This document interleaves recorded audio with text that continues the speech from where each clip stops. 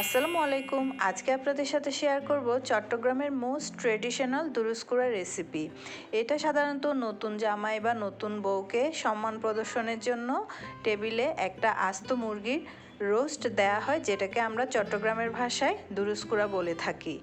এটা আসলে খুবই ট্রেডিশনাল একটা বিষয়। নতুন জামাই বা নতুন বরের প্লেটে দুরুস না দিলে এটা আসলে তেমন জমে না। অবশ্যই আমাদের দাওয়াত আয়োজনে এটা থাকতেই হবে। খুবই সহজ, কিভাবে বানালাম স্টেপ বাই স্টেপ আজকে আপনাদের সাথে শেয়ার করব। এখানে দেখতেই পাচ্ছেন দুরুসের মুরগি আমি নিয়ে নিয়েছি। রোস্টের সাইজের মুরগি একটু মাঝারি সাইজের নেবেন। তারপর হচ্ছে দেশি মুরগি বা পাকিস্তানি লেয়ার মুরগি হলে ভালো হয়। ব্রয়লার মুরগিতে দুরুস ভালো হয় না, কারণ ব্রয়লার মুরগিতে মাংসের পরিমাণটা বেশি থাকে, যার কারণে দুরুসটা টেস্ট কম হয় আর কি। তো এখানে আমি একটা শেপ দিয়ে দিয়েছি, আপনারা ভালো করে খেয়াল করলে দেখতে পাবেন। এটা হচ্ছে দুরুসের একটা স্পেশালিটি। এভাবে শেপ দিয়ে হচ্ছে দুরুসটা বানানো হয়। অন্যান্য এলাকায় দেখা যায় আস্ত মুরগির রোস্টটা মানে ধুয়ে জাস্ট মশলা মাখিয়ে বসিয়ে দেয়। তো আমরা এভাবে করে থাকি। এখানে আমি দুরুসটা বানিয়ে তার মধ্যে আদা রসুনের পেস্ট দিয়ে দিয়েছি হচ্ছে পেঁয়াজটা আমি হামানদিস্তায় একটু থেতু করে দিয়েছি। এভাবে হামানদিস্তায় থেতু করে দিলে একটু টেস্টটা একটু ভালো আসে আর কি। তারপর হচ্ছে জিরার গুঁড়া, ধনিয়ার গুঁড়া আর হচ্ছে হলুদ গুঁড়া দিয়েছি। এখানে আমি লাল মরিচ গুঁড়া ব্যবহার করি নাই, দিয়েছি হচ্ছে কাঁচামরিচের পেস্ট এক চা চামচের চেয়েও কম।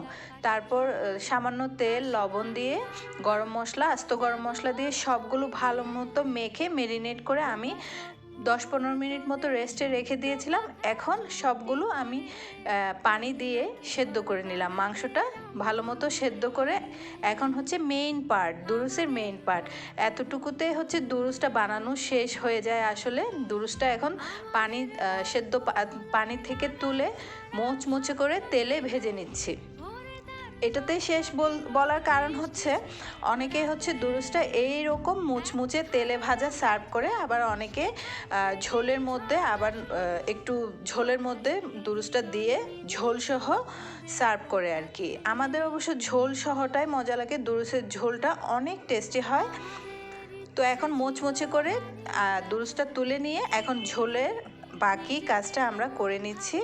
অনেকে মুচমুচে দুরুসটাই সার্ভ করে, আপনি চাইলে ঝোলটা আলাদা রেখে দুরুসটা আলাদা করে সার্ভ করতে পারেন। এখন তেলে হচ্ছে পেঁয়াজ একটু বেরেস্তা করে বাগার দিয়ে দিলাম দুরুসের ঝোলটার মধ্যে। এখন মুচমুচে ভেজে রাখা দুরুসটা দিয়ে একটা বলক আসা পর্যন্ত ওয়েট করলাম। বলক উঠে আসতে আমি এখানে আধা কাপ দুধ দিয়ে দিলাম, সামান্য চিনি দিলাম। চিনিটা হচ্ছে স্বাদের ব্যালেন্সের জন্য, একটা সুন্দর স্বাদ আসবে এখানে। চাইলে দিতে পারেন, আর না চাইলে স্কিপ করতে পারেন।